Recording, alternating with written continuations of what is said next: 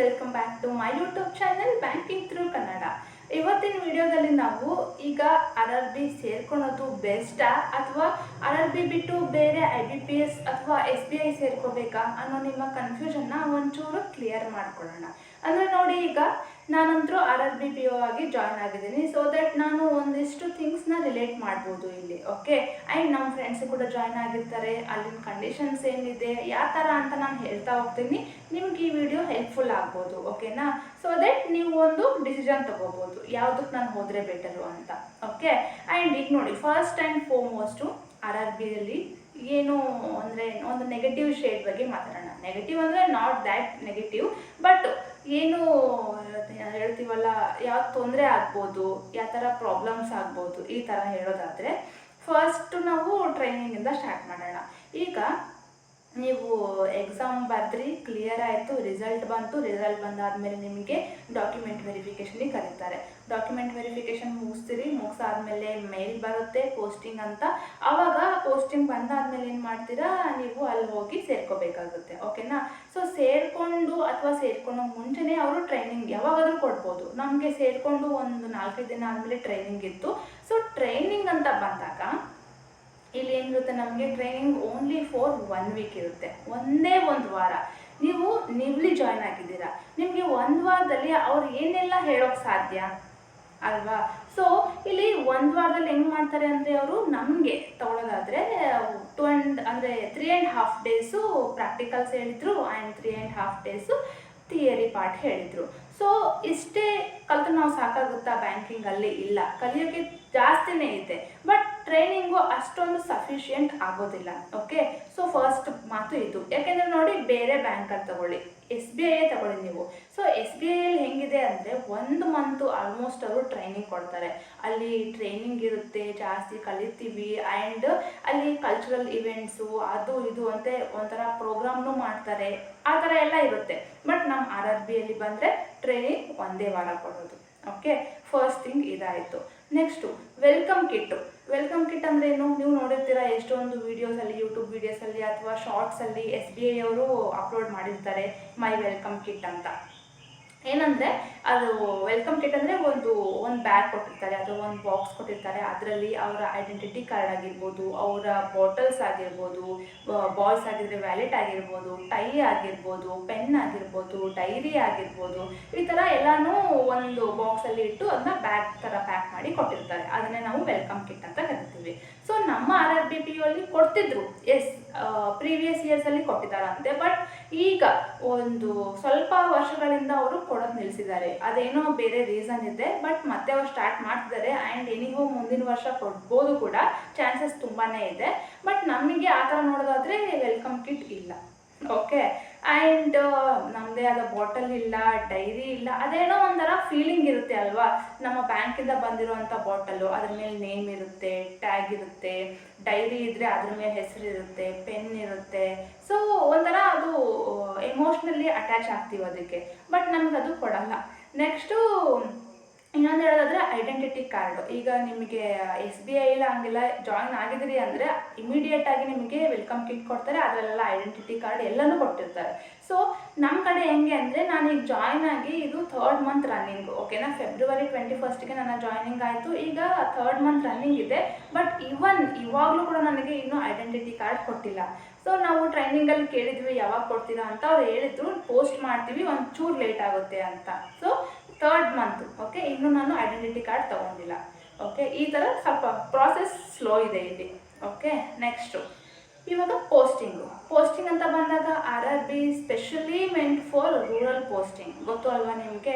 And ಇಲ್ಲಿ IBPS ಬಂತು, SBI ಬಂತು. ಬಟ್ SBIಯಲ್ಲಿ ಅಂದರೆ ಈಗ ಹಳ್ಳಿ ಲೆವೆಲಲ್ಲೂ ಕೂಡ SBI ಬ್ಯಾಂಕ್ಗಳಿದ್ದಾವೆ.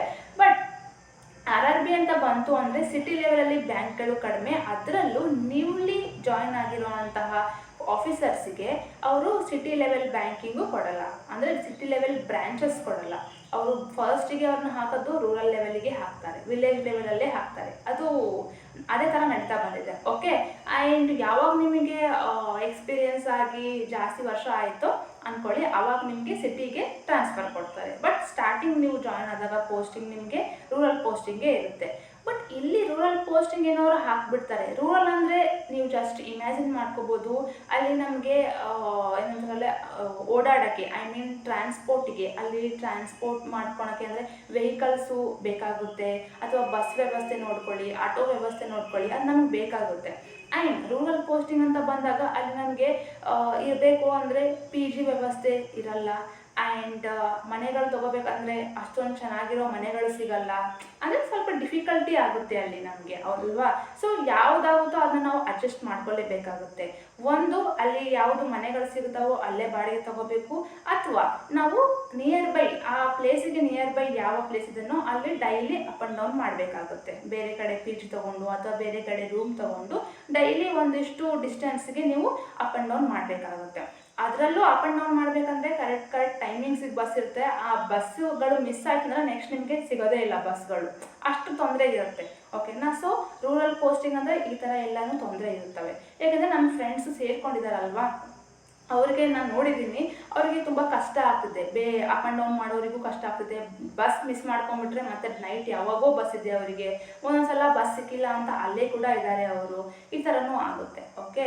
ಆ್ಯಂಡ್ ಒಂದಿಷ್ಟು ಜನಕ್ಕೆ ಏನಾಗಿದೆ ಅಂದರೆ, ಈಗ ರೂರಲ್ ಅಂತ ಬಂದಾಗ ಎಸ್ಪೆಷಲಿ ಗರ್ಲ್ಸ್ ಯಾರು ಹೋಗಿರ್ತಾರಲ್ಲ ಅವರಿಗೆ ಅಲ್ಲೇ ಇರಬೇಕಾಗ್ತದೆ. ಒಬ್ಬರಿಗೆ ಅಪ್ ಆ್ಯಂಡ್ ಡೌನ್ ಮಾಡೋಕ್ಕೆ ಇಷ್ಟ ಇರಲ್ಲ, ಅಥವಾ ಅಷ್ಟೊಂದು ಫೆಸಿಲಿಟಿ ಇರಲ್ಲ ಟ್ರಾನ್ಸ್ಪೋರ್ಟಿಗೆ. ಸೊ ದಟ್ ಅವ್ರು ಏನು ಮಾಡ್ತಾರೆ, ಅಲ್ಲೇ ಇರೋಣ ಅಂತ ಅಂದ್ಕೊಂಡಿರ್ತಾರೆ. ಅಲ್ಲಿ ಮನೆ ನೋಡಬೇಕಾದ್ರೆ ಅವಾಗ ಹೆಂಗಾಗಿದೆ ಅಂದರೆ ಇವರಿಗೆ ಅವಶ್ಯಕತೆ ಇದೆ ಮನೆದು. ಅವಾಗ ಅವ್ರೇನು ಮಾಡ್ತಾರೆ, ಮನೆ ಓನರ್ಸು ಜಾಸ್ತಿ ರೇಟಲ್ಲಿ ಇವ್ರಿಗೆ ಕೊಡ್ತಾರೆ. ಡೆಪಾಸಿಟ್ ಆಯಿತು, ಸ್ಟಾರ್ಟಿಂಗ್ ನಾವು ಡೆಪಾಸಿಟ್ ಇಡಬೇಕು ಮನೆ ಬಾಡಿಗೆ ತೊಗೋಬೇಕಂದ್ರೆ, ಡೆಪಾಸಿಟ್ ಆಯಿತು, ಮನೆ ಬಾಡಿಗೆ ಆಯಿತು, ಜಾಸ್ತಿ ದುಡ್ಡಲ್ಲಿ ಕೇಳಿದ್ದಾರೆ. ನಮ್ಮ ಫ್ರೆಂಡ್ಸಿಗೆ ಆಗಿದೆ. ಈ ಥರನೂ ಆಗುತ್ತೆ. ಅವಶ್ಯಕತೆ ಇರುತ್ತೆ, ನಾವು ಏನು ಮಾಡೋಕ್ಕಾಗಲ್ಲ, ತಗೊಳ್ಳೇಬೇಕಾಗುತ್ತೆ. ಓಕೆನಾ? ಆ್ಯಂಡ್ ಇದಾಯಿತು. ಈಗ ಪೋಸ್ಟಿಂಗ್ ಬಗ್ಗೆ ಮಾತಾಡಿದ್ವಿ. ಆ್ಯಂಡ್ ಸ್ವಲ್ಪ ಜನ ಕೇಳಿದ್ರಿ, ಈಗ ಫಸ್ಟ್ ಪ್ರಿಫರೆನ್ಸು ಗರ್ಲ್ಸಿಗೆ ಕೊಡ್ತಾರೆ ಅಂತ ನಾನು ಹೇಳಿದ್ದೆ. ಗರ್ಲ್ಸಿಗೆ ಕೊಡ್ತಾರೆ, ನೆಕ್ಸ್ಟು ಮ್ಯಾರಿಡ್ ಬಾಯ್ಸಿಗೆ ಕೊಡ್ತಾರೆ, ಆ್ಯಂಡ್ ನೆಕ್ಸ್ಟು ಅನ್ಮ್ಯಾರಿಡ್ ಬಾಯ್ಸಿಗೆ ಈ ಥರ ಕೊಡ್ತಾರೆ ಅಂತ ಹೇಳಿದ್ದೆ. ಬಟ್ ನಾನು ಯಾವಾಗ ಹಿಂಗೆ ಹೇಳಿದ್ನೋ ಸ್ವಲ್ಪ ಜನ ಕೇಳಿದ್ರಿ, ಈಗ ಮ್ಯಾರಿಡ್ ವುಮೆನಿಗೆ ಫಸ್ಟ್ ಪ್ರಿಫರೆನ್ಸ್ ಕೊಡ್ತಾರಾ ಅಥವಾ ಅನ್ಮ್ಯಾರಿಡ್ ವುಮೆನಿಗೆ ಫಸ್ಟ್ ಪ್ರಿಫರೆನ್ಸ್ ಕೊಡ್ತಾರಾ ಅಂತ. ನಮ್ಮದು ನೋಡೋದಾದರೆ, ನಮ್ಮ ಪೋಸ್ಟಿಂಗ್ ವೈಸ್ ನೋಡೋದಾದರೆ, ಈಗ ನನ್ನ ಫ್ರೆಂಡ್ಸು ಈಗ ಇಬ್ಬರಿದ್ದಾರೆ. ಅವರು ಮ್ಯಾರಿಡ್ ಇದ್ದಾರೆ ಆ್ಯಂಡ್ ಅವರು ಈಗ ಪ್ರೆಗ್ನೆನ್ಸಿಯಲ್ಲಿದ್ದಾರೆ, ಅಂದರೆ ಪ್ರೆಗ್ನೆಂಟ್ ಇದ್ದಾರೆ. ಬಟ್ ಅವರಿಗೆ ಹತ್ರದ ಪೋಸ್ಟಿಂಗ್ ಕೊಟ್ಟಿಲ್ಲ ಅವರಿಗೆ. ಯಾಕೆಂದರೆ ನ್ಯೂಲಿ ಜಾಯ್ನ್ ಆಗಿದ್ದಾರೆ. ಸೊ ಅವರಿಗೂ ತುಂಬ ದೂರ ಹಾಕಿದ್ದಾರೆ. ಅವರೇ ಒಂದು ಕಡೆ, ಅವ್ರ ಫ್ಯಾಮಿಲಿನೇ ಒಂದು ಕಡೆ. ಬಟ್ ಇವರು ಪ್ರೆಗ್ನೆಂಟ್ ಇದ್ದಾರೆ, ಇವರು ನೋಡ್ಕೊಳಕ್ಕೆ ಒಬ್ಬರು ಬೇಕೇ ಬೇಕು. ಸೊ ದಟ್ ಅವರ ಫ್ಯಾಮಿಲಿಯಲ್ಲಿ ಅವರ ಅಮ್ಮನೋ ಯಾರೋ ಒಬ್ಬರು ಜೊತೆಗಿದ್ದಾರೆ. ಸೊ ಇಲ್ಲಿ ನೀವು ಆ ಥರ ಅನ್ಕೋಬೇಡಿ, ನನಗೀಗ ಮ್ಯಾರೇಜ್ ಆಗಿದೆ ನಂದು, ಸೊ ನನಗೆ ಬೇಗ ಹತ್ತಿರದಲ್ಲೇ ಕೊಡ್ತಾರೆ. ನೋ, ನ್ಯೂಲಿ ಜಾಯ್ನ್ ಆಗಿದ್ದೀರಾ ಅಂದರೆ ಆ ಥರ ಜಾಸ್ತಿ ಅಪ್ಲೈ ಆಗಲ್ಲ ನಿಮಗೆ. ಯಾವಾಗ ನೀವು ಸ್ವಲ್ಪ ವರ್ಷ ಆಗುತ್ತೋ ಕಳೆದೋಗುತ್ತೋ ಆವಾಗ ನೀವು ಟ್ರಾನ್ಸ್ಫರ್ ತೊಗೋಬೋದು ನಿಮ್ಮ ಹತ್ತಿರದೂರಿಗೆ. ಬಟ್ ಸ್ಟಾರ್ಟಿಂಗ್ ಪೋಸ್ಟಿಂಗ್ ಕೊಡಬೇಕಾದ್ರೆ ಅವ್ರು ಅದೆಲ್ಲ ತಲೆಯಲ್ಲಿ ಇಟ್ಕೊಳಲ್ಲ, ಎಲ್ಲಿ ಬೇಕಾದ್ರೂ ನಿಮ್ಮನ್ನು ಹಾಕ್ಬೋದು. ನಾನು ನೋಡಿದ್ದೀನಲ್ಲ ಇಬ್ಬರನ್ನ, ಅವ್ರದ್ದು ತುಂಬಾ ದೂರನೇ ಇದೆ. ಓಕೆನಾ? ಅಲ್ಲಿ ಆಯಿತು. ಈಗ ಪೋಸ್ಟಿಂಗ್ ಆಯಿತು, ಟ್ರೈನಿಂಗ್ ಆಯಿತು. ಈಗ ಡೆಪ್ಯುಟೇಷನ್ ಅಂತ ಬಂದಾಗ, ಬೇರೆ ಬ್ಯಾಂಕ್ಸ್ಗಳಾದರೆ ಸಿಟಿ ಲೆವೆಲ್ ಇರ್ತವೆ, ಆರಾಮಾಗಿ ಓಡಾಡ್ಬೋದು, ಬಸ್ ಫೆಸಿಲಿಟಿ ಇರುತ್ತೆ, ಆಟೋ ಫೆಸಿಲಿಟಿ ಇರುತ್ತೆ, ಏನೋ ಒಂದು ಮಾಡ್ಕೊಂಡು ಹೋಗ್ತಾರೆ. ಬಟ್ ನಮ್ಮದಾದರೆ ರೂರಲ್ ಪೋಸ್ಟಿಂಗ್ ಇರುತ್ತೆ. ಡೆಪ್ಯುಟೇಷನ್ ಅಂತ ಬಂದಾಗೂ ನಿಯರ್ ಬೈ ಬ್ರಾಂಚಸ್ಸೇ ಆಗಿರ್ಬೋದು, ಅಲ್ಲಿ ಕೂಡ ನಾವು ಬಸ್ ಮೂಲಕ ಹೋಗಬೇಕಾಗುತ್ತೆ. ನಮ್ಮ ವೆಹಿಕಲ್ ಇದ್ದರೆ ನಾವು ಹೋಗ್ಬೋದು. ಬಟ್ ವೆಹಿಕಲ್ ಇಲ್ಲ ಅಂದರೆ ಬಸ್ಗೋಸ್ಕರ ಕಾಯಬೇಕು. ಈಗ ಬ್ಯಾಂಕ್ ಅವರ್ ಸ್ಟಾರ್ಟ್ ಆಗೋದು 10 ಗಂಟೆಗೆ, ನಾವು ಏನಿಲ್ಲ 9:15 ಹೋಗಿರ್ತೀವಿ ಬ್ಯಾಂಕಿಗೆ. ಬಟ್ ಬಸ್ಸು ಅದೇ ಟೈಮಿಗೆ ಇರಬೇಕಲ್ಲ, ಇರಲ್ಲ. 8 ಗಂಟೆಗೆ ಬಸ್ ಇರ್ಬೋದು ಅಥವಾ 7:15 ಬಸ್ ಇರ್ಬೋದು. ಅವಾಗ ಬೇರೆ ಏನೂ ಆಪ್ಷನ್ ಇಲ್ಲ, ಅದೇ ಬಸ್ಸಿಗೆ ನಾವು ಕುತ್ಕೊಂಡು ಹೋಗಬೇಕು, ಕಾಯ್ತಾ ಕುತ್ಕೋಬೇಕು ಅಲ್ಲಿ ಬ್ಯಾಂಕಲ್ಲಿ. ಅಂದರೆ 10 ಗಂಟೆ ಆಗೋವರೆಗೂ ಏನು ಮಾಡೋಕ್ಕಾಗಲ್ಲ, ಬೇಗನೆ ಹೋಗಿ ಕುತ್ಕೋಬೇಕಾಗುತ್ತೆ. ಸೊ ಈ ಥರ ಎಲ್ಲ ಪ್ರಾಬ್ಲಮ್ಸ್ ಆಗ್ತವೆ ಡೆಪ್ಯುಟೇಷನ್ ಬಂದಾಗೂ ಕೂಡ. ಓಕೆ. ಅದಾದಮೇಲೆ ಈಗ ಪ್ರಿಮೈಸಸ್ ಬಗ್ಗೆ ಮಾತಾಡಬೇಕಾದ್ರೆ ಅಥವಾ ಇನ್ಫ್ರಾಸ್ಟ್ರಕ್ಚರ್ಸ್ ಬಗ್ಗೆ ಮಾತಾಡಬೇಕಾದ್ರೆ, ಈಗ ಬೇರೆ ಬ್ಯಾಂಕ್ಸ್ಗಳು ನೋಡಿ, ಅವು ತುಂಬಾ ಅಟ್ರಾಕ್ಟಿವ್ ಇರ್ತವೆ. ಅವರ ಟೇಬಲ್ಸ್ ಆಗಿರ್ಬೋದು, ಸಿಸ್ಟಮ್ಸ್ ಆಗಿರ್ಬೋದು, ಬೇರೆ ಏನೇ ತೊಗೊಳ್ಳಿ, ಮಾಡರ್ನ್ ಟೆಕ್ನಾಲಜೀಸ್ನ ಅವರು ಯುಟಿಲೈಸ್ ಮಾಡ್ಕೊಂಡಿರ್ತಾರೆ ಜಾಸ್ತಿ. ಬಟ್ RRB ಅಂತ ಬಂದಾಗ ನಿಮಗೆ ಆ ಥರ ಪಿಕ್ಚರ್ಸ್ ಬರಲ್ಲ. ಓಕೆ. ಎಸ್, ಇಲ್ಲಿ ಕೂಡ ಟೇಬಲ್ ಕೊಟ್ಟಿರ್ತಾರೆ, ಸಿಸ್ಟಮ್ಸ್ ಕೊಟ್ಟಿರ್ತಾರೆ, ಎಲ್ಲನೂ ಇರುತ್ತೆ. But not that way. Okay. ಅಷ್ಟು ಅಟ್ರಾಕ್ಟಿವ್ ಇರಲ್ಲ, ಸ್ವಲ್ಪ ಓಕೆ ಥರನೇ ಇರ್ತವೆ. ಓಕೆ. ಆ್ಯಂಡ್ ಇಲ್ಲಿ ನಮಗೆ ಆಲ್ಮೋಸ್ಟು ಎಲ್ಲ ಬ್ರಾಂಚ್ಗಳಲ್ಲೂ AC ವ್ಯವಸ್ಥೆ ಇರಲ್ಲ. ಓಕೆ. ಬಟ್ ಬೇರೆ ಬ್ಯಾಂಕ್ಸ್ ನೀವು IBPS ತಗೊಳ್ಳಿ, SBI ತಗೊಳ್ಳಿ, ಅಲ್ಲಿ AC ಇರ್ತವೆ, ಆರಾಮಾಗಿರ್ಬೋದು. ಬಟ್ ಇಲ್ಲಿ AC ವ್ಯವಸ್ಥೆ ಇರಲ್ಲ ಆಲ್ಮೋಸ್ಟು. ಒಂದೊಂದು ಬ್ರಾಂಚಸ್ಸಿಗೆ ಇರ್ಬೋದೇನೋ, but most of the branches ಅಲ್ಲಿ AC ಗಳಿಲ್ಲ, ಓನ್ಲಿ ಫ್ಯಾನ್ ಇರ್ತವೆ. ಆ್ಯಂಡ್ UPS ಕನೆಕ್ಷನ್ನು ಇರುತ್ತೆ, ಅದಕ್ಕೇನು ತೊಂದರೆ ಇಲ್ಲ. ಓಕೆನಾ? ಆ್ಯಂಡ್ ಈಗ ಎ ಟಿ ಎಮ್ಸ್ ಬಗ್ಗೆ ಮಾತಾಡೋಣ. ಎ ಟಿ ಎಮ್ಸ್ ಅಂತ ಬಂತು ಅಂದರೆ ನಮ್ಮ ಆರ್ ಆರ್ ಬಿಸ್, ಕರ್ನಾಟಕ ಗ್ರಾಮೀಣ ಬ್ಯಾಂಕ್ ಆಗಿರಲಿ, ಕರ್ನಾಟಕ ವಿಕಾಸ್ ಗ್ರಾಮೀಣ ಬ್ಯಾಂಕ್ ಆಗಿರಲಿ, ಅವುಗಳದ್ದೇ ಆದಂತಹ ಸ್ವಂತ ಎ ಟಿ ಎಮ್ಸ್ ಇರೋದು ತುಂಬಾ ಕಡಿಮೆ. ಓಕೆ, ಈಗ ನಮ್ಮ ಬ್ಯಾಂಕ್ ಅಂತ ಬಂದಾಗ ಏನು ಮಾಡಬೇಕು ಕಸ್ಟಮರ್ಸು, ಈಗ ನಮ್ಮ ಬ್ರಾಂಚ್ ಇದೆ ಅಂದ್ಕೊಳ್ಳಿ, ಅವರು ಎ ಟಿ ಎಮ್ ತೊಗೊಂಡಾಗ ಪಿನ್ ಜನ್ರೇಟ್ ಮಾಡಬೇಕು ಅಂದರೂ ಕೂಡ ಈಗ ಅವ್ರು ಏನು ಮಾಡಬೇಕು, ಕೆನರಾ ಬ್ಯಾಂಕ್ ಎ ಟಿ ಎಮ್ಗೆ ಹೋಗ್ಬೋದು. ಈ ಸೊ ದಟ್ ಆ ಥರ ಯುಟಿಲೈಸ್ ಮಾಡ್ಕೋಬೋದು. ಕರ್ನಾಟಕ ಗ್ರಾಮೀಣ ಬ್ಯಾಂಕ್ ಎ ಟಿ ಎಮ್ ಇಲ್ಲ ಅಂದಾಗ ಮತ್ತಿನ್ನೇ ಏನು ಮಾಡೋಕ್ಕಾಗುತ್ತೆ. ಸೊ ನಮ್ಮ ಸ್ಪಾನ್ಸರ್ ಬ್ಯಾಂಕ್ ಯಾವುದು, ಕೆನರಾ ಬ್ಯಾಂಕ್. ಸೊ ಅಲ್ಲಿ ಅವರು ಪಿನ್ ಜನ್ರೇಟ್ ಮಾಡ್ಕೋಬೋದು, ಅಲ್ಲಿ ಅವರು ಯೂಸ್ ಮಾಡ್ಕೋಬೋದು. ಓಕೆನಾ. ಬಟ್ ಎಲ್ಲ ಎ ಟಿ ಎಮಲ್ಲೂ ದುಡ್ಡು ಬರುತ್ತೆ, ಬಟ್ ಪಿನ್ ಜನ್ರೇಟ್ ಮಾಡ್ಕೋಬೇಕಂದ್ರೆ ನಮ್ಮದೇ ಬ್ಯಾಂಕಲ್ಲಿ ಹೋಗ್ಬೇಕಾಗುತ್ತಲ್ವಾ. ಸೊ ಕೆನರಾ ಬ್ಯಾಂಕಿಗೂ ಅವರು ಹೋಗ್ಬೋದು. ಸೊ ಎ ಟಿ ಎಮ್ಸು ತುಂಬಾ ಕಡಿಮೆ ಇದ್ದಾವೆ, ನಮ್ಮದೇ ಆದಂಥ ಓನ್ ಎ ಟಿ ಎಮ್ಸು ಅಲ್ಲಿ ಒಂದು. ಬಟ್ ಬೇರೆ ಬ್ಯಾಂಕ್ಗಳು ಬಂದರೆ ಎಷ್ಟೊಂದು ಎ ಟಿ ಎಮ್ಸ್ಗಳಿದ್ದಾವೆ ಅವರು. ಓಕೆ, ಟೆಕ್ನಾಲಜಿಯಲ್ಲಿ ಅಷ್ಟೊಂದು ಸ್ಪೀಡ್ ಇಲ್ಲ ನಾವು. ಓಕೆ, ಹಿಂದೆ ಇದ್ದೀವಿ. ನೆಕ್ಸ್ಟು, ಈಗ ಬ್ಯಾಂಕ್ ಅಂತ ಬಂದಾಗ ನೀವು ನೋಡಿರ್ತೀರ, ಎಸ್ ಬಿ ಐ ಬ್ಯಾಂಕಲ್ಲಿ ಆರಾಮಾಗಿ ನೀವು ನೋಡಿರ್ತೀರ, ಅಲ್ಲಿ ಪಾಸ್ಬುಕ್ನ ಪ್ರಿಂಟ್ ಮಾಡುವಂತಹ ಮಷಿನ್ಸ್ ಇರ್ತವೆ. ಅಲ್ಲಿ ಎಸ್ ಬಿ ಐಲಿ ನೀವು ಹೋದಾಗ ಯಾವುದೇ ಆಫೀಸರು ಅಥವಾ ಯಾವುದೇ ಕ್ಲರ್ಕ್ ಆಗಿರ್ಬೋದು, ಕ್ಯಾಶಿಯರ್ ಆಗಿರ್ಬೋದು, ನಿಮ್ಮ ಪಾಸ್ಬುಕ್ ತೊಗೊಂಡು ಪ್ರಿಂಟ್ ಮಾಡಲ್ಲ. ಅಲ್ಲಿ ಜಸ್ಟ್ ಹೇಳ್ತಾರೆ ಅಲ್ಲೋಗಿ ಮಷಿನ್ ಇದೆ ಮಾಡ್ಕೊಳ್ಳಿ ಅಂತ. ಸೊ ಪಾಸ್ಬುಕ್ನ ಪ್ರಿಂಟ್ ಮಾಡುವಂಥ ಮಷಿನ್ಗಳು ಇದ್ದಾವೆ ಅವರ ಹತ್ರ, ಅಷ್ಟೊಂದು ಅಡ್ವಾನ್ಸ್ ಆಗಿದ್ದಾರೆ ಅವರು. ಬಟ್ ನಮ್ಮ ಹತ್ರ ಇಲ್ಲ, ನಾವೇ ಪ್ರಿಂಟ್ ಮಾಡಿಕೊಡ್ಬೇಕು. ಈ ಕ್ಯಾಶಿಯರ್ ಕೌಂಟರಲ್ಲಿ ನಾವೇನು ಕೂತ್ಕೊಂಡಿರ್ತೀವಲ್ಲ, ನಾವೇ ತಗೋಬೇಕು, ಪ್ರಿಂಟ್ ಮಾಡಬೇಕು, ಕೊಡಬೇಕು. ಸೊ ಪಾಸ್ಬುಕ್ ಎಂಟ್ರಿ ಕೂಡ ನಮ್ಮ ಹತ್ರ ಓನ್ ಮಷಿನ್ಸು ಇಲ್ಲ. ಓಕೆ, ಆ್ಯಂಡ್ ಈಗ ಬ್ರ್ಯಾಂಚಸ್ ಬಗ್ಗೆ ಬಂದಾಗ, ಬ್ರ್ಯಾಂಚಸ್ಸು ಹೌದು ಆರ್ ಆರ್ ಬಿಸ್ ಅಂದರೆ ನಾಟ್ ದ್ಯಾಟ್, ಅಂದರೆ ತುಂಬಾ ದೊಡ್ಡ ದೊಡ್ಡ ಬ್ರ್ಯಾಂಚಸ್ ಇರಲ್ಲ, ಚಿಕ್ಕ ಬ್ರ್ಯಾಂಚ್ಗಳಿರ್ತವೆ. ಆ ಚಿಕ್ಕ ಬ್ರ್ಯಾಂಚಿಗೆ ಎಷ್ಟು ಟೇಬಲ್ಸ್ ಬೇಕೋ, ಎಷ್ಟು ಸಿಸ್ಟಮ್ಸ್ ಬೇಕೋ ಅಷ್ಟಿರ್ತವೆ, ಎಷ್ಟು ಚೇರ್ಸ್ ಬೇಕೋ ಅಷ್ಟಿರ್ತವೆ. ಬಟ್ ಬೇರೆ ಬ್ಯಾಂಕ್ಸ್ಗಳಾದರೆ ಬ್ರ್ಯಾಂಚಸ್ ತುಂಬ ದೊಡ್ಡದಿರ್ತವೆ, ಆ್ಯಂಡ್ ಹೇಳ್ತೀನಲ್ಲ ಮಷಿನ್ಸ್ ಜಾಸ್ತಿ ಇರ್ತವೆ. ಸೊ ಅದ್ರ ಮೇಲೆ ಡಿಪೆಂಡ್ ಆಗುತ್ತೆ. ಓಕೆನಾ. ಆ್ಯಂಡ್ ಈಗ ಆಫೀಸರ್ಸ್ ಅಂತ ಬಂದಾಗ ಔಟ್ಫಿಟ್ಸ್ ಬಗ್ಗೆ ಮಾತಾಡೋದಾದರೆ, ಈಗ ಬೇರೆ ಬ್ಯಾಂಕ್ಗಳಲ್ಲಿ ತೊಗೊಂಡ್ರೆ ಇದನ್ನು ನಾವು ಜಾಸ್ತಿ ಹೇಳೋಕ್ಕಾಗಲ್ಲ, ಅವ್ರವ್ರ ಮೇಲೆ ಡಿಪೆಂಡು. ಯಾವ ಥರ ಆದರೂ ಇಲ್ಲಿ ಔಟ್ಫಿಟ್ ಬಗ್ಗೆ ನಾವು ಜಾಸ್ತಿ ಮಾತಾಡೋಕ್ಕಾಗಲ್ಲ. ಡೀಸೆಂಟಾಗಿ ಎಲ್ಲರೂ ಹಾಕೋತಾರೆ ಆಫೀಸರ್ಸ್ ಅಂದಮೇಲೆ, ಅದ್ರ ಬಗ್ಗೆ ಏನು ಜಾಸ್ತಿ ಮಾತಾಡೋದು ಬೇಕಾಗಿಲ್ಲ. ನೆಕ್ಸ್ಟ್ ನಾವಿಲ್ಲಿ ಗ್ರೋತ್ ಬಗ್ಗೆ ಮಾತಾಡಿದರೆ, ಗ್ರೋತ್ ಅದರಲ್ಲೂ ಕೂಡ ಈಗ ನಾವೇನು ಕಲಿತೀವಿ ಬ್ಯಾಂಕಲ್ಲಿ, ಈಗ ಆಫೀಸರ್ಸ್ ಆಗಿ ಅಪಾಯಿಂಟ್ ಆಗಿದ್ದೀವಿ, ಕ್ಲರಿಕಲ್ ಕ್ಯಾಟ್ರಿಯಲ್ಲಿ ಅಪಾಯಿಂಟ್ ಆಗಿದ್ದೀವಿ, ನ್ಯೂಲಿ ಜಾಯ್ನ್ ಆಗಿದ್ದೀವಿ, ನಮ್ಗೆ ಏನೇನು ಕಲಿಯೋಕ್ಕೆ ಸಿಗುತ್ತೆ. ಈಗ ನೀವು ಆರ್ ಆರ್ ಬಿಸ್ ಅಂತ ಬಂದಾಗ ಇಲ್ಲಿ ಮೇನ್ ಏನು, ಒಂದು ಡೆಪಾಸಿಟ್ ಮಾಡ್ಕೊತೀರಿ, ಒಂದು ವಿತ್ಡ್ರಾಲ್ ಮಾಡಿಸ್ಕೊಡ್ತೀರಿ, ಒಂದು ಪಾಸ್ಬುಕ್ ಎಂಟ್ರಿ ಮಾಡಿಕೊಡ್ತೀರಿ, ಬ್ಯಾಲೆನ್ಸ್ ಚೆಕ್ ಮಾಡಿಕೊಡ್ತೀರಿ. ಇದೇ ಡೈಲಿ ರುಟೀನ್ಸಲ್ಲೇ ಜಾಸ್ತಿ ಇವೇ ಇರ್ತವೆ. ಆ್ಯಂಡ್ ಮೋಸ್ಟ್ ಫ್ರೀಕ್ವೆಂಟಾಗಿ ಕೆ ಸಿ ಸಿ ಲೋನ್ಸ್ ಇಲ್ಲಿ ಜಾಸ್ತಿ ಬರ್ತವೆ. ಬಿಟ್ಟರೆ ಈಗೀಗ ಗೋಲ್ಡ್ ಲೋನ್ಸು ಕೊಟ್ಟಿದ್ದಾರೆ, ಸೊ ಅದನ್ನು ಮಾಡ್ತಾ ಇದ್ದೀವಿ. ಹೌಸಿಂಗ್ ಲೋನ್ಸು, ಕಾರ್ ಲೋನ್ಸು ಇವು ಅಷ್ಟೊಂದು ಹೇಳ್ಕೊಳೋಷ್ಟು ಜಾಸ್ತಿ ಇರಲ್ಲ, ಕಮ್ಮಿ ಇರ್ತವೆ. ಬಟ್ ಜಾಸ್ತಿ ಕೆ ಸಿ ಸಿ ಲೋನ್ಸ್ ಇರ್ತವೆ. ಬಿಟ್ಟರೆ ವೆರಿ ಸೆಕೆಂಡ್ ಅಂತ ಹೇಳೋದಾದರೆ ಗೋಲ್ಡ್ ಲೋನ್ಸ್ ಜಾಸ್ತಿ ಇರ್ತವೆ. ಸೊ ಈಗ ನಿಮಗೆ ಜಾಸ್ತಿ ಕಲಿಯೋಕ್ಕೆ ಏನೂ ಇರಲ್ಲ. ಓಕೆನಾ. ಅದೇ ಥಿಂಗ್ನು ನೀವು ರಿಪಿಟೇಟಿವ್ ಆಗಿ ಮಾಡಬೇಕಾಗುತ್ತೆ. ಸೊ ಜಾಸ್ತಿ ಏನು ಕಲಿಯೋದಿರಲ್ಲ. ಅದೇ ನೀವು ಬೇರೆ ಬ್ಯಾಂಕ್ಗಳಿಗೆ ಹೋದರೆ ಅಲ್ಲಿ ತುಂಬಾ ಎಕ್ಸ್ಟೆಂಡೆಡ್ ಇರುತ್ತೆ, ನೀವು ಕಲಿಯೋಕ್ಕೆ ಜಾಸ್ತಿ ಇರುತ್ತೆ. ಬೇರೆ ಏನೇನೋ ಹೌಸಿಂಗ್ ಲೋನ್ ಆಗಿರ್ಬೋದು, ಕಾರ್ ಲೋನ್ ಆಗಿರ್ಬೋದು, ಪರ್ಸ್ನಲ್ ಲೋನ್ ಆಗಿರ್ಬೋದು, M S M E loans ಆಗಿರ್ಬೋದು, ಏನೇ ಆಗಲಿ ಅಲ್ಲಿ ಸ್ವಲ್ಪ ಜಾಸ್ತಿ ಆಗುತ್ತೆ. ಯಾಕಂದರೆ ಸಿಟಿ ಲೆವೆಲ್ ಇರುತ್ತೆ, ಅಲ್ಲಿ ಜಾಸ್ತಿ ಜನ ಕಸ್ಟಮರ್ಸಿಗೆ ಅದು ನೀಡ್ ಇರುತ್ತೆ. ಆ್ಯಂಡ್ ಆ ಬ್ಯಾಂಕ್ಗಳು ತುಂಬಾ ಎವಾಲ್ವ್ ಆಗಿರ್ತವೆ. ಸೊ ಅಲ್ಲಿ ಜಾಸ್ತಿ ವರ್ಕ್ಸ್ ಇರುತ್ತೆ, ನೀವು ಕಲಿಯೋಕ್ಕೆ ಜಾಸ್ತಿ ಇರುತ್ತೆ ಅಲ್ಲಿ. ಓಕೆನಾ. ಆ್ಯಂಡ್ ಇನ್ನೊಂದು ಗ್ರೋತ್ ಅಂತ ಬಂದಾಗ ನಾನು ಹೇಳಿದೆ, ಇಲ್ಲಿ ಗ್ರೋತ್ ತುಂಬಾ ಸ್ಲೋ ಆಗಿದೆ. ನಿಮಗೆ ಗ್ರೋತ್ ಬೇಕು, ಪ್ರಮೋಷನ್ಸ್ ಬೇಕು ಅಂತ ಹೇಳೋದಾದರೆ ನೀವು ಆರ್ ಆರ್ ಬಿನ ಚೂಸ್ ಮಾಡ್ಕೋಬೇಡಿ ಅಂತ ನಾನು ಆಲ್ರೆಡಿ ಹೇಳಿದ್ದೆ.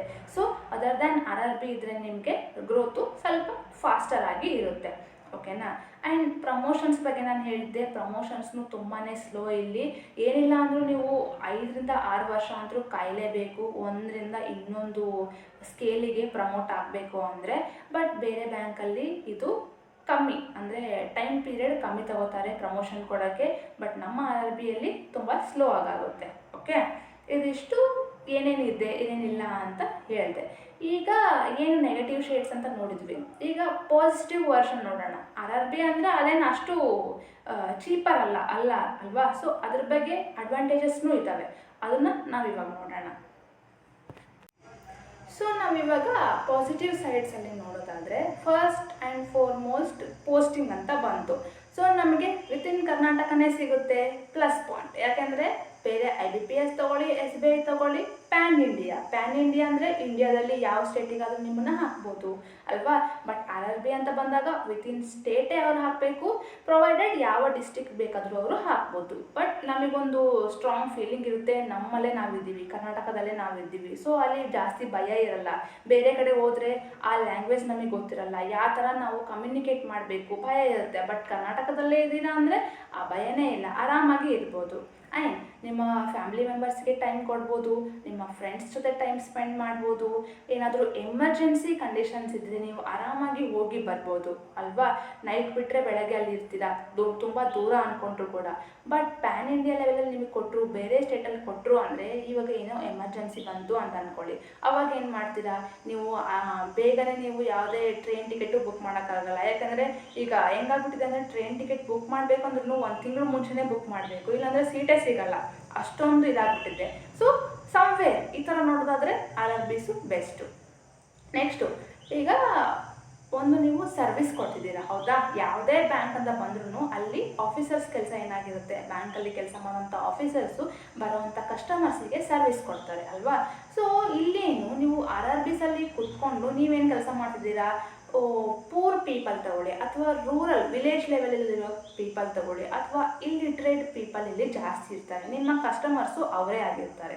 ಜಾಸ್ತಿ ಓದಕ್ಕೆ ಬರೋಂಥ ಕಸ್ಟಮರ್ಸ್ ಅಷ್ಟೊಂದು ಪರ್ಸೆಂಟೇಜ್ ವೈಸ್ ಜಾಸ್ತಿ ಇರಲ್ಲ.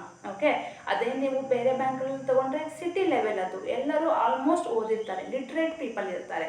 ಸೊ ಇಲ್ಲಿ ನೀವೇನು ಗಮನಿಸ್ಬೇಕಂದ್ರೆ, ಬೇರೆ ಬ್ಯಾಂಕ್ಗಳಲ್ಲಿ ನೀವು ಕಸ್ಟಮರ್ಸ್ನ ಡೀಲ್ ಮಾಡೋದು ಅಷ್ಟೊಂದು ಚಾಲೆಂಜಿಂಗ್ ಇರಲ್ಲ. ಯಾಕಂದರೆ ಅವರಿಗೆ ಓದಕ್ಕೆ ಬರುತ್ತೆ, ಬರೆಯೋಕ್ಕೆ ಬರುತ್ತೆ, ನಾಲೆಜ್ ಇದೆ, ಅಂಡರ್ಸ್ಟ್ಯಾಂಡ್ ಮಾಡ್ಕೋತಾರೆ. ಅವ್ರನ್ನ ನೀವು ಜಾಸ್ತಿ ಹೇಳಿ ಅಂಡರ್ಸ್ಟ್ಯಾಂಡ್ ಮಾಡಿಸ್ಬೇಕಲ್ಲ ಅನ್ನೋ ನಿಮಗೆ ತೊಂದರೆ ಇರಲ್ಲ. ಬಟ್ RRBಯಲ್ಲಿ ನೀವು ಪೂರ್ ಪೀಪಲ್ ಅನ್ನೋಕ್ಕಿಂತ ವಿಲೇಜ್ ಲೆವೆಲ್ ಪೀಪಲ್ ಜೊತೆ ಮಾತಾಡ್ತಿದ್ದೀರಾ, ಅವ್ರಿಗೆ ಅಷ್ಟೊಂದು ಥಿಂಗ್ಸ್ ಬಗ್ಗೆ ಗೊತ್ತಿರಲ್ಲ, ನೀವು ಅವ್ರಿಗೆ ಅರ್ಥ ಮಾಡಿಸ್ಬೇಕಾಗುತ್ತೆ, ಇದು ಹೀಗೆ ಇದು ಹಾಗೆ ಅಂತ. ಆ್ಯಂಡ್ ಇನ್ನೊಂದೇನೆಂದರೆ, ಈಗ ನಾವು ಪಾಸ್ಬುಕ್ ಎಂಟ್ರಿ ಮಾಡಿಕೊಡಿ ಅಂತ ಬರ್ತಾರಲ್ವ, ನಾನು ಎಂಟ್ರಿ ಮಾಡಿಕೊಟ್ಟಾಗ ಅವ್ರಿಗೆ ಆ ಎಂಟ್ರಿ ಮಾಡಿರೋದು ನೋಡಿನೂ ಅವ್ರಿಗೆ ಅರ್ಥ ಆಗಲ್ಲ ಎಷ್ಟಿದೆ ಬ್ಯಾಲೆನ್ಸ್ ಅಂತ. ಅವ್ರು ಏನು ಮಾಡ್ತಾರೆ, ಮೇಡಮ್ ಎಷ್ಟಿದೆ ಸ್ವಲ್ಪ ನೋಡಿ ಹೇಳಿ ಅಂತಾರೆ. ಸೊ ಅಲ್ಲಿವರೆಗೂ ಇರ್ತಾರೆ ಜನ. ನಾವು ಅವಾಗ ಅವ್ರಿಗೆ ಏನು ಹೇಳ್ತೀವಿ, ಬ್ಯಾಲೆನ್ಸ್ ನೋಡಿ ಇಷ್ಟಿದೆ ಅಮ್ಮ ಅಂತ ಹೇಳ್ತೀವಿ. ಸೊ ಸಮ್ವೇರ್ ನೀವು ಅವರಿಗೆ ಸರ್ವಿಸ್ ಚೆನ್ನಾಗಿ ಕೊಡ್ತಿದ್ದೀರಾ ಅಲ್ವಾ. ಆ ವಿಲೇಜ್ ಲೆವೆಲಿಗೆ ಇರೋಂತಹ ಪೀಪಲ್ಗೆ ನೀವು ಸರ್ವಿಸ್ ಕೊಡ್ತಿದ್ದೀರಾ ಅಂದರೆ ಅದು ಒಂಥರ ಒಳ್ಳೆ ಕೆಲಸನೇ ಅಲ್ವಾ. ಅವ್ರಿಗೇನು ಗೊತ್ತಿಲ್ಲ, ನೀವು ಹೇಳ್ಕೊಡ್ತಿದ್ದೀರಾ ಅವ್ರಿಗೆ ಅಲ್ವಾ. ಸೊ ಇದು ಒಂದು ಪ್ಲಸ್ ಪಾಯಿಂಟ್ ನನಗೆ ಅನ್ಸೋದು, ಒಳ್ಳೆ ಸರ್ವಿಸ್ ಇದು. ಆ್ಯಂಡ್ ಇವಾಗ ಅವರಿಗೆ ನೀವು ಒಂಥರ ಹೆಲ್ಪ್ ಮಾಡ್ಕೊಂಡಾಗುತ್ತೆ. ಈಗ ಲೋನ್ಸ್ ಇರ್ತವೆ, ಅವ್ರಿಗೆ ಅವೆಲ್ಲ ಇಂಟ್ರೆಸ್ಟ್ ರೇಟ್ ಹೆಂಗೆ ಕಟ್ಟಾಗುತ್ತೆ ಏನು ಗೊತ್ತಾಗ್ತಿರಲ್ಲ. ಬಟ್ ನೀವು ಅದನ್ನ ಅವ್ರಿಗೆ ತಿಳಿಸಿ ಮಾಡಿ ಹೇಳ್ತೀರಾ, ಅದೊಂದು ಪ್ಲಸ್. ಲೋನ್ಸ್ ಅಂತ ಬಂದಾಗ ಈಗ ನೀವು ಜಾಸ್ತಿ KCC ಲೋನ್ಸ್ ಅಂದರೆ ಏನು, ಫಾರ್ಮಸಿ ಕೊಡೋಂಥ ಲೋನ್ಸು, ಕಿಸಾನ್ ಕ್ರೆಡಿಟ್ ಕಾರ್ಡ್ ಅಲ್ವಾ. ಸೊ ನಮಗೆ ನಾವು ತಿಂತಿದ್ದೀವಿ ಅಂದರೆ ಅದು ಎಲ್ಲಿಂದ ಬರುತ್ತೆ, ಫಾರ್ಮರ್ಸ್ ಬೆಳೆದಿರ್ತಾನೆ ಬರೋದು. ಸೊ ಅವರಿಗೆ ನಾವು ಅವ್ರ ಕಷ್ಟಕ್ಕೆ ಆಗೋವಂಥ ಲೋನ್ಸ್ ಕೊಡ್ತಿದ್ದೀವಿ ಅಲ್ವಾ. ಸೊ ಅದು ಒಳ್ಳೆ ಕೆಲಸನೇ ಅಲ್ವಾ.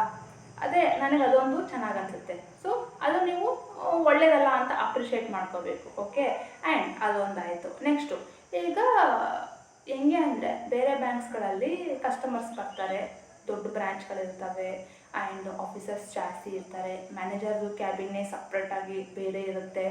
ಈಗ ನಾರ್ಮಲ್ ಕಸ್ಟಮರ್ ಬಂದರು ಅಂದರೆ ಅವರಿಗೆ ಮ್ಯಾನೇಜರ್ವರೆಗೂ ರೀಚ್ ಆಗೋಕ್ಕೆ ಒಂದಿಷ್ಟು ಆಬ್ಸ್ಟಕಲ್ಸ್ ಇರ್ತವೆ. ಅಂದರೆ ಬೇಗನೆ ಹೋಗಿ ರೀಚ್ ಆಗೋಕ್ಕಾಗಲ್ಲ ಅವರು ಮ್ಯಾನೇಜರ್ನ. ಅವರು ಫಸ್ಟು ಆಫೀಸರ್ಸ್ನ ಕೇಳಬೇಕು, ಅಥವಾ ಯಾರಾದರೂ ಕ್ಯಾಶಿಯರಲ್ಲಿ ಕೂತ್ಕೊಂಡಿರ್ತಾರೆ ಅವ್ರನ್ನ ಕೇಳಬೇಕು, ಹಿಂಗೆ ಮ್ಯಾನೇಜರ್ನ ಮೀಟ್ ಆಗಬೇಕಿತ್ತು, ಮಾತಾಡಬೇಕಿತ್ತು, ಈ ಥರ ಎಲ್ಲ ಸರ್ಕಸ್ ಮಾಡಿ ಅವರು ಲಾಸ್ಟಿಗೆ ಮ್ಯಾನೇಜರ್ನ ಮೀಟ್ ಆಗುವಂಥ ಚಾನ್ಸಸ್ ಇರುತ್ತೆ. ಬಟ್ ನೀವು RRBಯಲ್ಲಿ ಬಂದರೆ ಅವ್ರು ಡೈರೆಕ್ಟಾಗಿ ಮ್ಯಾನೇಜರ್ನ ಮೀಟ್ ಆಗ್ಬೋದು, ಮಾತಾಡ್ಬೋದು, ಅವ್ರ ಕಷ್ಟ ಹೇಳ್ಕೊಬೋದು, ಅಥವಾ ಅವ್ರಿಗೆ ಏನು ಬೇಕಾಗಿದೆ ಕೇಳ್ಬೋದು. ಮ್ಯಾನೇಜರ್ ಅವ್ರನ್ನ ಅರ್ಥ ಮಾಡ್ಕೊಂಡು ಅವ್ರಿಗೆ ಏನು ಬೇಕು ಅದನ್ನ ಕರೆಕ್ಟಾಗಿ ಹೇಳ್ಕೊಡ್ತಾರೆ. ಸೊ ಮ್ಯಾನೇಜರಿಗೆ ರೀಚ್ ಆಗೋದು ಕಸ್ಟಮರ್ಸು ತುಂಬಾ ಈಸಿ ಆಗುತ್ತೆ ಇಲ್ಲಿ. ಸೊ ಇದು ಒಳ್ಳೆ ಸರ್ವಿಸು ಅಲ್ವಾ, ಅದು ಒಂದು. ನೆಕ್ಸ್ಟು, ರೆಸ್ಪೆಕ್ಟ್ ಅಂತ ಬಂದಾಗ, ಈಗ ನೀವು ಸಿಟಿ ಲೆವೆಲಲ್ಲಿ ಇದ್ದೀರಾ, ಬೇರೆ ಬ್ಯಾಂಕಲ್ಲಿ ಕೆಲಸ ಮಾಡ್ತಿದ್ದೀರಾ, ನ್ಯಾಷನಲೈಸ್ಡ್ ಬ್ಯಾಂಕ್ಸ್ ಆಗಿರ್ಬೋದು, SBI ಈ ಥರ ಎಲ್ಲ ಮಾಡ್ತಿದ್ದೀರಾ ಅಂದರೆ ಸಿಟಿ ಲೆವೆಲ್ ಇದ್ದಾರೆ, ಅಲ್ಲಿ ಚೆನ್ನಾಗಿ ಓದ್ಕೊಂಡಿರ್ತಾರೆ, ಚೆನ್ನಾಗಿ ಜಾಬಲ್ಲಿ ಇರ್ತಾರೆ. ಪ್ರೈವೇಟೇ ತಗೊಳ್ಳಿ, ಒಳ್ಳೆ ಸ್ಯಾಲ್ರಿಯಲ್ಲಿ ಇರ್ತಾರೆ, ಅವರು ಅಷ್ಟೊಂದೇನು ಅನ್ಸಲ್ಲ, ಡಿಫ್ರೆನ್ಸ್ ಅನ್ಸಲ್ಲ. ನೀವು ಕೆಲಸ ಮಾಡೋದು ನೋಡಿದ್ರೆ ಅಷ್ಟೊಂದು ರೆಸ್ಪೆಕ್ಟ್ ಕೊಡಬೇಕು, ಕೊಡ್ತಾರೆ ಅಷ್ಟೇ. ಬಟ್ ನೀವು ವಿಲೇಜ್ ಲೆವೆಲಲ್ಲಿ ಬ್ಯಾಂಕಲ್ಲಿ ಕೆಲಸ ಮಾಡ್ತಿದ್ದೀರಾ ಅಂದರೆ ಸಿಗೋ ರೆಸ್ಪೆಕ್ಟೇ ಬೇರೆ. ಅವ್ರು ಎಷ್ಟು ರೆಸ್ಪೆಕ್ಟ್ ಕೊಡ್ತಾರೆ ಗೊತ್ತಾ ನಿಮಗೆ, ಮೇಡಮ್, ಸರ್ ಅಂತ, ಊಟ ಆಯಿತಾ, ಅಥವಾ ಅವ್ರು ಬೆಳೆದಿರೋ ಹಣ್ಣು ತೊಗೊಂಡು ಕೊಡ್ತಾರೆ, ಅವ್ರು ಬೆಳೆದಿರೋ ತರಕಾರಿ ತೊಗೊಂಡು ಬಂದು ಕೊಡ್ತಾರೆ, ಅವ್ರು ಬೆಳೆದಿರೋ ಹೂಗಳು ತಂದು ಕೊಡ್ತಾರೆ. ನಮ್ಮ ಕಡೆ ಹೂವು ಕಟ್ಟಿರೋದು ತೊಗೊಂಡು ಬಂದು ಕೊಡ್ತಿರ್ತಾರೆ. ಸೊ ಅಷ್ಟೊಂದು ಪ್ರೀತಿ ತೋರಿಸ್ತಾರೆ ನಿಮಗೆ. ಅವ್ರಿಗೆ ಅಂದರೆ ನೀವು ತುಂಬಾ ಮೇಲೆ ಓಕೆನಾ. ಅಷ್ಟು ಚೆನ್ನಾಗಿ ರೆಸ್ಪೆಕ್ಟ್ ಕೊಡ್ತಾರೆ. ಸೊ ನೀವು ಅವ್ರಿಗೆ ಚೆನ್ನಾಗಿ ಸರ್ವಿಸ್ ಕೊಡ್ತಿದ್ದೀರಾ ಅಂದರೆ ನಿಮ್ಮನ್ನು ಅವ್ರು ತುಂಬಾ ಮೇಲೆ ಇಟ್ಟಿರ್ತಾರೆ. ಓಕೆ, ಇದು ಒಂದು ಒಳ್ಳೆ ಪಾಯಿಂಟೇ. Next salary. ಸ್ಯಾಲ್ರಿ ನಾನೇನು ಹೇಳಿದೆ, ಸ್ಯಾಲ್ರಿ ಸ್ವಲ್ಪ ಕಡಿಮೆನೇ ಇರುತ್ತೆ. ಅಫ್ಕೋರ್ಸ್ ಬೇಸಿಕ್ ಪೇ ಸೇಮ್ ಆದರೂ ಕೂಡ ಅಲೋವೆನ್ಸಸ್ಸು ಜಾಸ್ತಿ ಇರುತ್ತೆ. RRBಯಲ್ಲಿ ಕಮ್ಮಿ ಇರುತ್ತೆ, ಬೇರೆ ಬ್ಯಾಂಕ್ಗಳಲ್ಲಿ ಜಾಸ್ತಿ ಇರುತ್ತೆ. ಹೌದು, ಯಾಕೆಂದರೆ ನೋಡಿ, RRBs ಅಂದರೆ ವಿಲೇಜ್ ಲೆವೆಲ್ ಇರ್ತೀವಿ. ನಮ್ಮ ಹೌಸ್ ರೆಂಟ್ ಆಗಿರ್ಬೋದು ಅಥವಾ ಬೇರೆ ಏನೋ ಅಲೋವೆನ್ಸಸ್ ಆಗಿರ್ಬೋದು, ಪೆಟ್ರೋಲ್ ಆಗಿರ್ಬೋದು, ನ್ಯೂಸ್ ಪೇಪರ್ ಏನೇ ಆಗಿರಲಿ ನಮ್ಮದು ಕಡಿಮೆನೇ ಇರುತ್ತೆ ಖರ್ಚು. ಇಲ್ಲಿ ಮನೆ ಬಾಡಿಗೆ ಒಂದು ಏನು 1 BHK ಒಂದು 5,000 ಸಿಗುತ್ತೆ ಅಂದರೆ ಅಲ್ಲಿ ಅದೇ 10,000 ಇರುತ್ತೆ ಅಥವಾ 8,000 ಆದರೂ ಇದ್ದೇ ಇರುತ್ತೆ. ಸಿಟಿ ಲೆವೆಲ್ ಅಂದರೆ ಜಾಸ್ತಿ ಇರುತ್ತೆ ರೇಟು, ವಿಲೇಜ್ ಲೆವೆಲ್ ಅಂದರೆ ಕಮ್ಮಿ ಇರುತ್ತೆ. ಸೊ ದಟ್ ಅದ್ರ ಮೇಲೆ ಅವರು ಅಲೋವೆನ್ಸಸ್ ಆ ಥರ ಕೊಡ್ತಾರೆ. ಸೊ ನೀವು IBPS ಆ ಥರ ಸೇರಿಕೊಂಡ್ರು ಅಲ್ಲಿ ನಿಮಗೆ ಸಿಗುವಂಥ ಅಲೋವೆನ್ಸಸ್ಸಿಗೂ ಖರ್ಚಿಗೂ ಅಲ್ಲೇ ಟ್ಯಾಲಿ ಆಗುತ್ತೆ. ಇಲ್ಲಿ ಕೂಡ ನಮಗೆ ಸಿಗುವಂಥ ಅಲೋವೆನ್ಸಸ್ಸಿಗೂ ಖರ್ಚಿಗೂ ಟ್ಯಾಲಿ ಆಗುತ್ತೆ. ನನಗೇನೋ ಅಷ್ಟೊಂದು ಡಿಫ್ರೆನ್ಸ್ ಅನಿಸಲ್ಲ. ಓಕೆನಾ. ನೀವು ಎಲ್ಲಿ ಇರ್ತೀರಾ ಅಲ್ಲಿ ಎಷ್ಟು ಖರ್ಚಿದೆ ಅದ್ರ ಮೇಲೆ ಅದು ಡಿಪೆಂಡ್ ಆಗುತ್ತೆ ಅಲ್ವಾ. ನೆಕ್ಸ್ಟು ಈಗ ಇನ್ನೊಂದು ಹೇಳ್ಬೇಕಂದ್ರೆ ವರ್ಕಿಂಗ್ ಹವರ್ಸು ಜಾಸ್ತಿ ನಿಮಗೆ ಪ್ರೆಷರ್ ಇರಲ್ಲ. RRBಯಲ್ಲಿ ನೀವು ಬೇಗನೆ ಕೆಲಸ ಮುಗಿಸಿ ಮನೆಗೆ ಹೋಗ್ಬೋದು. ಜಾಸ್ತಿ ನಿಮಗೆ ಆ ಇನ್ಶೂರೆನ್ಸ್ ಮಾಡಿಸ್ರಿ, ಇಷ್ಟು ಲೋನ್ಸ್ ಕೊಡ್ರಿ, ಡೈಲಿ ಇಷ್ಟು ಪಾಲಿಸೀಸ್ ಮಾಡಿಸ್ರಿ, ಈ ಸ್ಕೀಮಲ್ಲಿ ಎನ್ರೋಲ್ ಮಾಡಿಸ್ರಿ ಅಂತ ಜಾಸ್ತಿ ನಿಮ್ಮ ತಲೆಯಲ್ಲಿ ಹಾಕಲ್ಲ. ಇರುತ್ತೆ, ಬಟ್ ಮ್ಯಾನೇಜೇಬಲ್ ಲೆವೆಲಲ್ಲಿ ಇರುತ್ತೆ. ಆರಾಮಾಗಿ ನೀವು ಮಾಡ್ಬೋದು. ಅದೇ ಬೇರೆ ಬ್ಯಾಂಕ್ಗಳಲ್ಲಿ ಬಂದರೆ ಅದು ಅವ್ರಿಗೆ ಒಂಥರ ಪ್ರೆಷರು, ಒಂಥರ ಏನಂತಾರಲ್ಲ ಮಾಡಲೇಬೇಕು, ಟಾರ್ಚರ್, ಅದು ಆ ಥರ ಇರುತ್ತೆ ಅವರಿಗೆ. ಇಲ್ಲಿ ಆ ಥರ ಇಲ್ಲ ಅಲ್ವಾ, ಕಮ್ಮಿ ಇದೆ ಅಲ್ವಾ. So peaceful life. So RRBs ಅಂತ ಬಂದರೆ peaceful life and happy life. ನಿಮ್ಮ ಫ್ಯಾಮಿಲಿಗೆ ನೀವು ಹತ್ತಿರ ಇದ್ದೀರಾ, ನಿಮ್ಮ ಫ್ರೆಂಡ್ಸಿಗೆ ನೀವು ಹತ್ತಿರ ಇದ್ದೀರಾ, ಬೇಕಂದಾಗ ನೀವು ಹೋಗಿ ಬರ್ಬೋದು. ಇಲ್ಲಿ ಲೀವ್ಸ್ ಅಂತೂ ಸೇಮೇ ಇರ್ತಾವ. ನಮಗೂ ಪಬ್ಲಿಕ್ ಹಾಲಿಡೇ ಲೀವ್ಸು, ಅವ್ರಿಗೂ ಪಬ್ಲಿಕ್ ಹಾಲಿಡೇ ಲೀವ್ಸು. ಲೀವ್ಸಲ್ಲಿ ಏನು ಚೇಂಜಸ್ ಇರಲ್ಲ. ಸೊ ಲೀವ್ಸ್ ಒಂದು 3 ದಿನ ಇತ್ತು ಅಂದರೆ ನೀವು ಆರಾಮಾಗಿ ನಿಮ್ಮ ಊರಿಗೆ ಹೋಗಿ ಬರ್ಬೋದು. ಅದೇ ಬೇರೆ ಕಡೆ ಇದ್ದರೆ, ಬೇರೆ ಸ್ಟೇಟ್ ಇತ್ತಂದರೆ ಎಲ್ಲಿ ಹೋಗ್ತೀರಾ ನೀವು, ಆಗಲ್ಲ. ಸೊ ಇದು ಒಂದು. ನೆಕ್ಸ್ಟು ಇದಿಷ್ಟು ಹೇಳಿದ್ದೀನಿ. ನಿಮ್ಗೇನು ಅನಿಸಿತೋ ಅದು ನೀವು ಕಮೆಂಟ್ ಬಾಕ್ಸಲ್ಲಿ ಹೇಳ್ಬೋದು ಇಷ್ಟ ಇದ್ದರೆ. ಈಗ ಫೈನಲಿ ನಾನು ಹೇಳೋದೇನೆಂದರೆ, ಈಗ RRB ಅಂತ ಬಂತು, ನಾನು ಇಷ್ಟೆಲ್ಲ ಹೇಳಿದೆ. ಹೌದು, ಅಷ್ಟು ಇನ್ಫ್ರಾಸ್ಟ್ರಕ್ಚರ್ ಚೆನ್ನಾಗಿಲ್ಲ, ಹೌದು ಅಷ್ಟು ಸ್ಯಾಲ್ರಿ ಜಾಸ್ತಿ ಇರಲ್ಲ, ಹೌದು ರೂರಲ್ ಏರಿಯಾದಲ್ಲಿ ಕೊಡ್ತಾರೆ, ಟ್ರಾನ್ಸ್ಪೋರ್ಟ್ ಫೆಸಿಲಿಟೀಸ್ ಅಷ್ಟು ಚೆನ್ನಾಗಿಲ್ಲ, ಎಲ್ಲ ಹೇಳಿದೆ. ಹೌದಾ, ಯಾಕಂದರೆ ನನ್ನ ಕೆಲಸ ಅದು, ನಾನು ಎಲ್ಲನೂ ಹೇಳಬೇಕಾಗುತ್ತೆ. ಇಲ್ಲ RRB PO ಇದ್ದೀನಿ ಅಂತ ಬರೀ ಅದ್ರ ಪಾಸಿಟಿವ್ ಸೈಡ್ಸೇ ಹೇಳಿದ್ರೆ ಅದಕ್ಕೊಂದು ಅರ್ಥ ಇರಲ್ಲ, ನಿಮ್ಗೆ ಗೊತ್ತಾಗಬೇಕಲ್ವಾ. ಸೊ ನಾನು ಫೈನಲಿ ಹೇಳೋದಾದರೆ ನೋಡಿ, ಈಗ ನಿಮಗೇನು ಇನ್ನೂ ಆಸ್ಪಿರೆಂಟ್ಸ್ ಇದ್ದೀರಾ ಅಂದ್ಕೊಳ್ಳಿ. ಈಗ ನಾನು ಫಸ್ಟು ಆಸ್ಪಿರೆಂಟ್ ಇದ್ದೆ, ನಾನು ಪ್ರಾಕ್ಟೀಸ್ ಮಾಡ್ತಾ ಇದ್ದೆ. ಯಾವಾಗ ನಾನು ಜಾಬ್ ಆಗುತ್ತೋ ಅಂತ ಕಾಯ್ತಾ ಕೂತಿದ್ದೆ, ಅಳ್ತಿದ್ದೆ ಸೆಲೆಕ್ಷನ್ ಆಗಲಾರ್ದಾಗ. ಆವಾಗ ನಾನು ಏನಿದ್ದೆ, ಅನ್ಎಂಪ್ಲಾಯಿ ಇದ್ದೆ. ಸೊ ತುಂಬಾ ಕಷ್ಟಪಡ್ತಿದ್ದೆ ಓದೋಕ್ಕೆ. ಒನ್ಸ್ ನನಗೆ RRB PO ಸೆಲೆಕ್ಷನ್ ಆಯಿತು, ನಾನು ಜಾಬಿಗೆ ಸೇರಿದೆ. ಸೊ ನಾನೀಗ ಎಂಪ್ಲಾಯಿ ಆಗಿದ್ದೀನಿ. ಸೊ ಈ ಎಂಪ್ಲಾಯಿ ಏನೋ ಟ್ಯಾಗ್ ಕೊಟ್ಟಿರೋದು ಯಾವುದು, ಈ RRB. ಅದನ್ನ ನಾವು ಮರಿಬಾರ್ದು ಅಲ್ವಾ. ಸೊ ನಾವು ಅನ್ಎಂಪ್ಲಾಯಿಯಿಂದ ಎಂಪ್ಲಾಯಿ ಆಗಿದ್ದೀವಿ. ಅದು ಒಂದು ಚೇಂಜಸ್ ತೊಗೊಂಡು ಬಂದಿದೆ ನಮ್ಮ ಹತ್ರ, ಟ್ರಾನ್ಸಿಷನ್ ತೊಗೊಂಡು ಬಂದಿದೆ. ಯಾವುದು, RRB. ನಮಗದು ಒಂದು ಕೊಟ್ಟಿದೆ ಅಲ್ವಾ, ಒಂದು ಜಾಬ್ ಅಂತ ಕೊಟ್ಟಿದೆ. ಅದರಲ್ಲೂ ಗೌರ್ಮೆಂಟ್ ಜಾಬ್ ಅಂತ ಹೇಳ್ಕೊಳಕ್ಕೆ ನಮಗಿದೆ, ಒಂದು ಟ್ಯಾಗ್ ಬಂದಿದೆ. ಯಾವುದರಿಂದ, RRBಯಿಂದ. ನಾನು ಏನು ಹೇಳ್ತೀನಿ ಅಂದರೆ, ಅಷ್ಟೊಂದು ಚೀಪಾಗಿ ನೋಡೋಕೆ ಹೋಗಬೇಡಿ RRB ಅಂತ ಅಂದರೆ. ಆ್ಯಂಡ್ ಈಗ ಪ್ರತಿ ಮಂತು ನಮಗೆ 27ಗೆಲ್ಲ ಸ್ಯಾಲ್ರಿ ಹಾಕ್ಬಿಡ್ತಾರೆ. ಇಲ್ಲಿ ನೀವು ಪ್ರತಿ ಮಂತು ಸ್ಯಾಲ್ರಿಗೋಸ್ಕರ ಬೇರೆ ಯಾರನ್ನೋ ಗೋಗರಿಬೇಕಾಗಿಲ್ಲ, ಕೇಳಬೇಕಾಗಿಲ್ಲ, ಹೋಗಬೇಕಾಗಿಲ್ಲ, ಅಪ್ರೋಚ್ ಆಗಬೇಕಾಗಿಲ್ಲ. ನೀವು ಕೂತ್ಕೊಂಡಿದ್ರಿ. ಪ್ರತಿ ಮಂತು ನಿಮ್ಗೆ ಯಾವ ಡೇಟಿಗೆ ಸ್ಯಾಲ್ರಿ ಬರಬೇಕೋ ಆ ಡೇಟಿಗೆ ಸ್ಯಾಲ್ರಿ ನಿಮ್ಮ ಬ್ಯಾಂಕ್ ಅಕೌಂಟಿಗೆ ಕ್ರೆಡಿಟ್ ಆಗಿರುತ್ತೆ. ನಿಮಗೊಂದು ಮೆಸೇಜ್ ಬಂದ್ಬಿಡುತ್ತೆ, ಸ್ಯಾಲ್ರಿ ಕ್ರೆಡಿಟೆಡ್ ಅಂತ. ಇನ್ನೇನು ಬೇಕು, ಕುಂತಲೇ ನಿಮಗೆ ಪ್ರತಿ ಮಂತು ಕರೆಕ್ಟ್ ಟೈಮ್ಗೆ ಸ್ಯಾಲ್ರಿ ಬರ್ತಿದೆ ಅಲ್ವಾ, ಅದನ್ನ ಕೊಡ್ತಿದೆ ಅಲ್ವಾ RRB. ಇನ್ನೇನು ಅಲ್ವಾ. ಇನ್ನೊಂದು, ಈಗ ಇನ್ನೊಂದು ಜಾಸ್ತಿ ಏನು ಇಷ್ಟ ಆಗೋದು ಅಂದರೆ ಟ್ರಾನ್ಸ್ಫರ್ಸು. ನಾನು ಹೇಳಿದ್ನಲ್ಲ, ಬ್ರ್ಯಾಂಚಸ್ ತುಂಬ ಅಂದರೆ ತುಂಬಾ ಇದ್ದಾವೆ. ಅದರಲ್ಲೂ ಕರ್ನಾಟಕ ಗ್ರಾಮೀಣ ಬ್ಯಾಂಕಲ್ಲಿ 1126 ಬ್ರಾಂಚಸ್ ಏನೋ ಇದ್ದಾವೆ. ಸೊ ತುಂಬಾ ಈಸಿ. ಒಂದೇ ಒಂದು ತಾಲೂಕಲ್ಲಿ ನೀವು ಎಲ್ಲ ಕಡೆನೂ ಸರ್ವಿಸ್ ಮಾಡಿ ಮುಗಿಸ್ಬೋದು, ನಿಮ್ಮ ಎಂಟೈರ್ ಸರ್ವಿಸ್ನ ಮುಗಿಸ್ಬೋದು. ಸೊ ಹತ್ತಿರ ಇರ್ತೀರ ನೀವು ಅಲ್ವಾ, ಜಾಸ್ತಿ ಏನು ಟೆನ್ಷನ್ ತೊಗೊಳೋದೇ ಬೇಕಾಗಿರಲ್ಲ ಇಲ್ಲಿ. ಸೊ ಅದೊಂದು ಒಳ್ಳೆ ಏನಂತಾರಲ್ಲ ಅಪಾರ್ಚುನಿಟಿ ಸಿಕ್ಕಿದೆ ನಮಗೆ RRBಯಲ್ಲಿ ಇರೋದ್ರಿಂದ. ಸೊ ಜಾಸ್ತಿ ಅದೋ ಇದೋ ಅಂತ ಯೋಚನೆ ಮಾಡೋದಕ್ಕಿಂತ ಯಾವುದು ನೆಮ್ಮದಿಯಾಗಿದ್ದೀವಿ, ಯಾವುದು ಪೀಸ್ಫುಲ್ ಆಗಿದ್ದೀವಿ ಇದೆ. ಆ್ಯಂಡ್ ಇದು ನಮಗೆ ಜಾಬ್ ಕೊಟ್ಟಿದೆ, ಇದು ನಮಗೆ ಎಂಪ್ಲಾಯಿ ಅಂತ ಒಂದು ಟ್ಯಾಗ್ ಕೊಟ್ಟಿದೆ, ಇದು ನಮಗೆ ಪ್ರತಿ ಮಂತ್ ಸ್ಯಾಲ್ರಿ ಕೊಡ್ತಿದೆ, ಇನ್ನೇನು ಅಷ್ಟೊಂದು ಬೇರೆ ಬ್ಯಾಂಕ್ಗಳಿಗೆ ಹೋಲಿಸಿ ಇದೊಂದು ತೀರಾ ಚೀಪಾಗಿ ಮಾಡೋದು ಬೇಡ ಅಂತ ನನಗನ್ಸುತ್ತೆ. ಬಟ್ ಉಳಿದಿದ್ದು ನಿಮ್ಮ ಮೇಲೆ ಬಿಟ್ಟಿದ್ದು. ಆ್ಯಂಡ್ ಚೆನ್ನಾಗಿ ಓದ್ಕೊಳ್ಳಿ, ಎಕ್ಸಾಮ್ಸ್ ಹತ್ತಿರ ಬರ್ತಿದೆ. That's it. ಈ ವಿಡಿಯೋದಲ್ಲಿ ಇಷ್ಟೇ ಹೇಳಬೇಕು ಅಂತ ನಾನು ಅಂದ್ಕೊಂಡಿದ್ದು. ಆ್ಯಂಡ್ ನೆಕ್ಸ್ಟ್ ವಿಡಿಯೋ, ಈಗ ಯಾರು ರಿಸರ್ವ್ ಲಿಸ್ಟಲ್ಲಿ ಸೆಲೆಕ್ಟ್ ಆಗಿದ್ದೀರಲ್ವಾ, ಸೊ ನಿಮಗೆ ತುಂಬಾ ಡೌಟ್ಸ್ ಇದ್ದಾವೆ.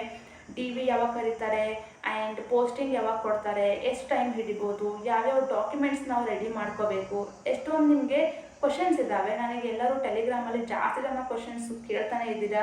ನಂದು ಆ ಸರ್ಟಿಫಿಕೇಟ್ ಇಲ್ಲ, ಹಿಂಗೆ ಮಾಡಿಸ್ಬೇಕಾ, ಎಷ್ಟು ವರ್ಷದ ಹಿಂದಿಂದ ಇರಬೇಕು, ತುಂಬಾ ಜಾಸ್ತಿ ಬರ್ತದೆ ನನಗೆ ಕಮೆಂಟ್ಸು.